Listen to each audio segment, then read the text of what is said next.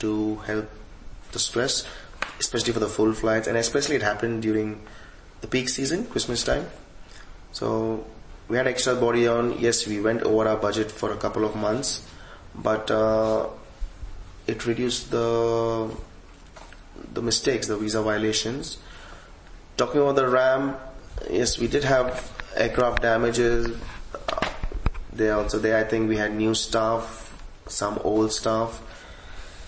We had a new RAM manager as well who came into.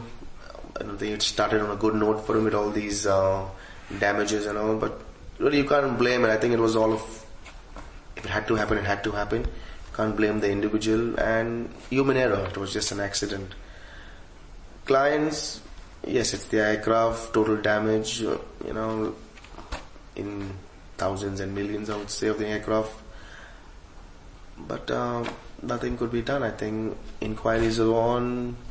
Some staff stood down, but operation went as normal. In terms of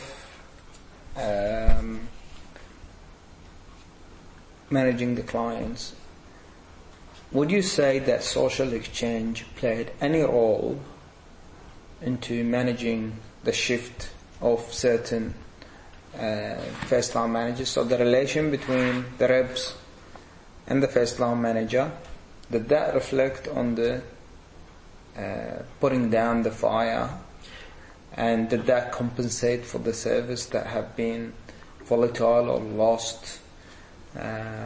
Would you say that first line manager who have less social exchange with the clients might face more difficult shift and more compliance than first line manager who has strong? And can you give me an example if you remember? Because I know that you keep a tight relation with some of the airline reps. Oh, I think I have with most of them. For example, I would say Singapore. Actually, just last week, the rep came down and they wanted some tags. They came and checked with load control, one of our, but no one knew what was happening. So no one knew exactly where the tags were, and they just told me that SQ had come down. And they told me they wanted these tags. I went, I got it. Instead of waiting for check-in to open, I said, no, I think rather I'll go up. Spoke to SQ themselves face to face, and I feel social interaction face to face is more important with the clients. SQ, Qatar, I just go and tell them, and I know how they work. And clients, I think they feel if you tell them in advance what's happening, at least they know, and sometimes they have a plan B if they feel, okay, if so and thing can happen. So I think going face to face with the clients, I have a good relation with most of the airport managers at the airport with the client managers.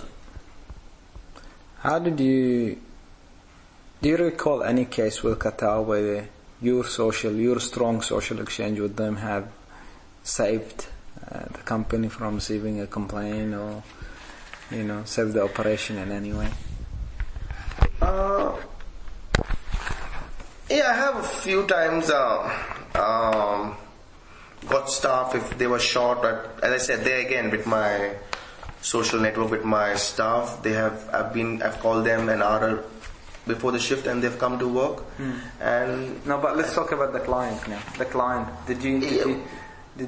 was there ever a case where you have saved the day because of your social exchange with the client?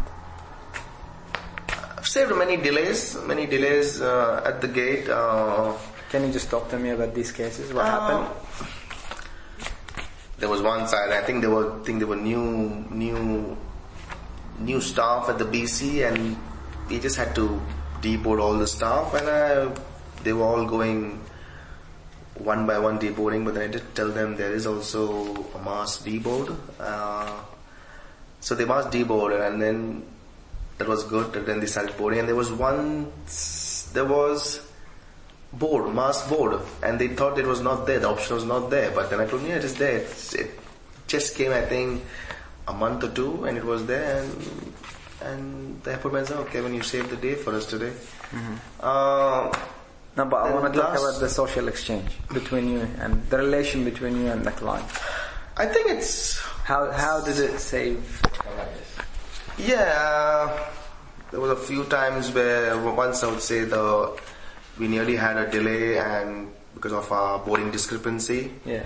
But the staff were, with our social network with the clients, they were happy to put it down to ground movements. Just said some aircrafts were taxing in, Yeah. and that was a delay for pushing back. So I think I saved the day, and the delay went on to ATC, Air Traffic Control.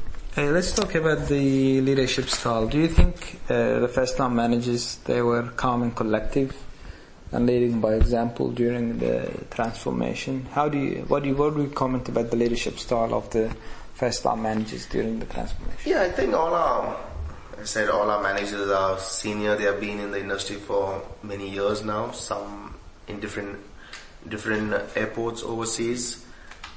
Very calm, collective, very clear with what they spoke to the staff. I think they're very professional. Handling of disruption. How did you guys manage to handle the disruptions, flight delays, grounded flights, and all the rest of it? We just go ahead with the clients, what they want. We have our sources, we know what to do, we have our checklist, and they just tell us what to do, and we just get some more bodies in to accompany the AOG flights. Was it any different during that transformation, or or business as normal? Business as normal. We just had just tell the staff what exactly to do, because we have been there, we know exactly what to do. Just give them instruction, delegate, and what business was as normal, usually. Kevin Voss, thank you very much for your contribution to this research.